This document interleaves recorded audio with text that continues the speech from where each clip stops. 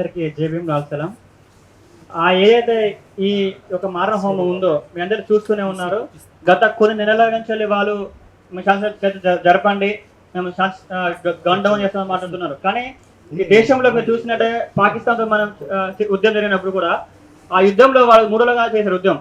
ఆ యుద్ధంలో కూడా కనీసం వాళ్ళు పర్టికులర్ గా వాళ్ళు పోరాడకుండా కనీసం వాళ్ళు ఏదైతే ఉందో ఆ యుద్ధాన్ని ఆపేసి ఈ మన సొంత దేశంలో జరగడం ఈ మారణ హోమం చూస్తున్నట్టయితే కనీసం వాళ్ళు మన దేశంలో పుట్టి మన పౌరులుగా ఉండి దేశంలో పేదరికం పోవాలని ఎక్కడైతే ఏదైతే సమస్యలు ఉంటాయో విద్యుత్ సమస్యలు కావచ్చు, రాజకీయ సమస్యలు కావచ్చు, గిరిజన సమస్య కావచ్చు, మెయిన్ గా చెప్పాలంటే ఛత్తీస్గఢ్ మొత్తం చూసిన ఫారెస్ట్ ఏరియా అంతా ఉన్నటువంటి ఆ వనజ వ్యవస్థ కావచ్చు, వాణిజ్యం కావచ్చు, అదంతా మొత్తం కూడా ఇప్పుడు వాళ్ళు ఎక్కడ ఉన్నారు కాబట్టి వాళ్ళు అక్కడ ఉన్నటువంటి వాళ్ళు ఉండకుండా చేస్తేనే వాళ్ళకి వ్యాపారం సులభం ఉండదు కాబట్టి వాళ్ళకి చంపడం కోసమనే వీళ్ళు కార్యకండిగా వాళ్ళకి ఒక ఎజెండా పెట్టుకొని 2026 కల్లా వాళ్ళ ఒక ఉద్యమం ఖచ్చితంగా చూస్తున్నారు. కానీ ఒకటే ఏంటంటే నేను చెప్పాలంటే మీరు ఎప్పుడైతే భారతదేశంలో పేదరికం కావచ్చు, నిరుద్యోగం కావచ్చు, ఎప్పుడైతే మాసిపోతుందో అంతవరకు నక్సలిజం కావచ్చు ఎప్పుడు పోరాడుతూనే ఉంటుంది. మీరు వీరులు చంపొచ్చు కానీ అలా ఆశను చంపలేదు. కాబట్టి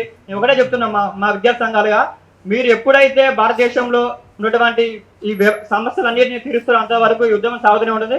ఇంకోటి ఏంటంటే మీరు చర్చలకి కంపల్సరీగా పిలవాలి.